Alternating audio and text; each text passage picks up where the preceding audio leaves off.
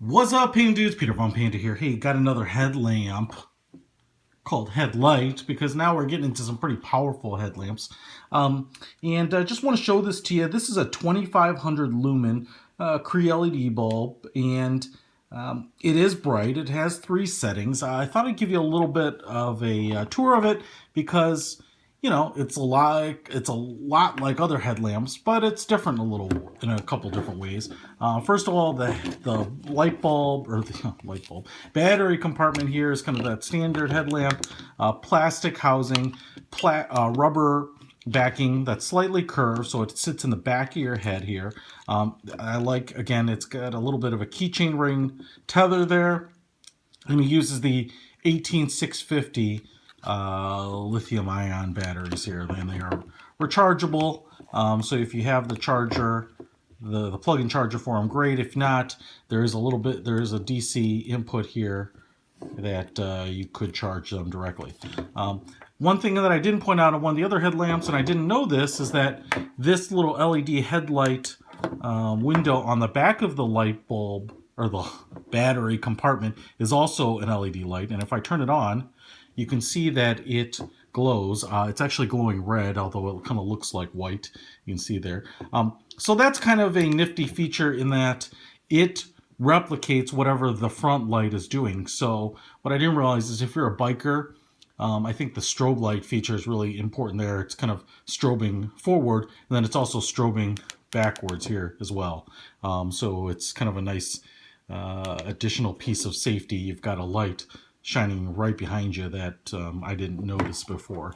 3 straps, all adjustable, nice and springy. I did put this on, wore it around a little bit, very comfortable.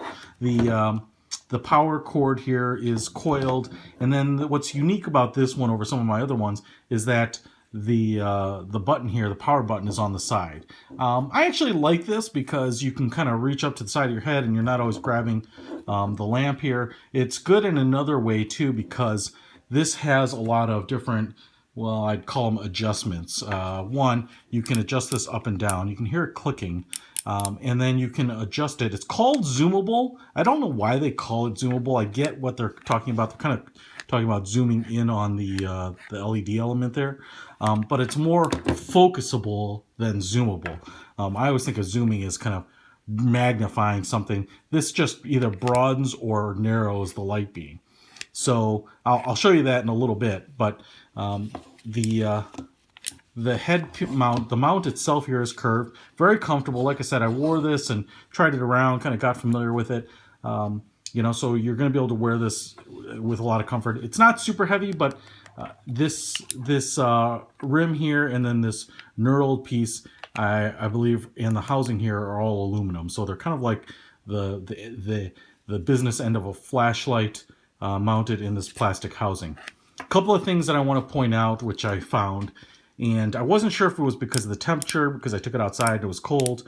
The clicking here, while you can hear it and it's very distinct, does not feel very distinct. It does move all the way to like a 90-degree down, so I do like that. But I could not figure out a way to lock it in place or tighten it up or anything like that. And so one of the things I noticed is that kind of snapping it around, I can actually get the bulb to move. As you can see, I'll push it all the way, and I'm just kind of nudging it, kind of snapping it down, and it's rotating around. So it's not a lot of resistance. Not real thrilled about that. It's probably not a big deal. If you're really doing a lot of, I don't know, high impact, moving around or something, might be an issue for you. I kind of think for most people, as they're hiking or walking with this or working in a campsite on stuff in the evening, not a big deal. But I just wish it kind of stuck into each of the positions with kind of more distinct resistance. You know what I'm saying? So anyway, take that for what it's worth. The second piece here is the zoomable, which I call focusable piece of the lens. As you can see, a big piece of round glass up there, protected under kind of this spiked crown piece. Moves in and out. If you have little CREE LED flashlights, you know that this part that moves in and out can really vary a lot with the different. The resistance can vary a lot. I don't know if there's an O-ring or something in there that provides kind of the resistance, but this one at least on this model, and I'm not saying all of them, because I've had a lot of flashlights which are exact same model, and this piece is of different kind of tightnesses. But this is pretty loose. It doesn't take a lot to move it around. I'm trying to be, it's a little probably hard to tell on camera, but one, it's pretty easy to kind of, it's got a lot of play, and I don't have a worry that you might pull it out to a position and it's going to move around while you're just moving your head, but it certainly doesn't take much. I'd like it to have just a little bit more friction in there to kind of stay in place. Now, again, you got to balance that with pulling the sucker off your head and moving the angle, but as you can see, all this has a pretty delicate response, more so than I would like. It does seem to spin freely, kind of like every other flashlight, and there are some markings here to kind of tell you what's going on. But it's just kind of an infinitely adjustable, focusable lens. All right. Now, that being said, the bulb is pretty bright. Let's go ahead and see if I can give you a quick demo. Let me kill lights here.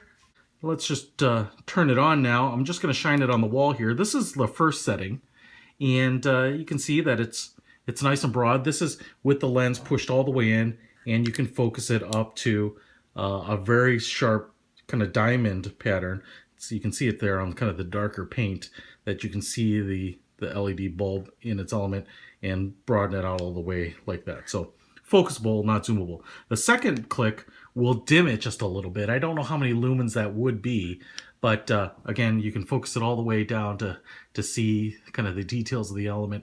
It's interesting, the element is oriented kind of at an angle, and instead of sideways. I don't know if that's a manufacturing consistent orientation, or if that's just the way it is on this one, but it's fine. And then just a little bit dimmer. And then if I hit it again, you go to that strobe. Again, I think this is maybe for biking, for safety, those types of things, for signaling. So those are the three modes for the headlamp. Now let's take a look at how far it casts outside. Okay guys, just looking outside, you can see that we've got not quite a full moon, but a pretty bright moon, so it's not super dark. I'm going to go ahead and turn the sucker onto the first position, and there we go. And it's zoomed. If I pull the bulb out a little or push it back in, I get kind of that broader pattern. If I zoom it in, you can see that it illuminates that tree, which is about 25 feet out there.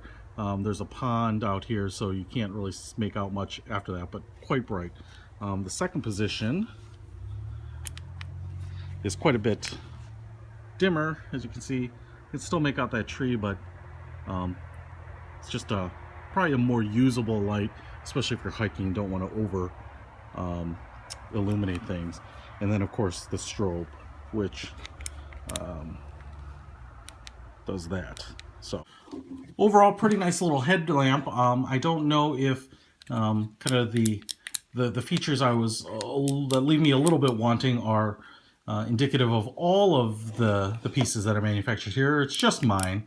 Not to deal breakers by any means, but a nice kind of single element headlamp that you can use, particularly for hiking and biking. Peter Von Panda, out.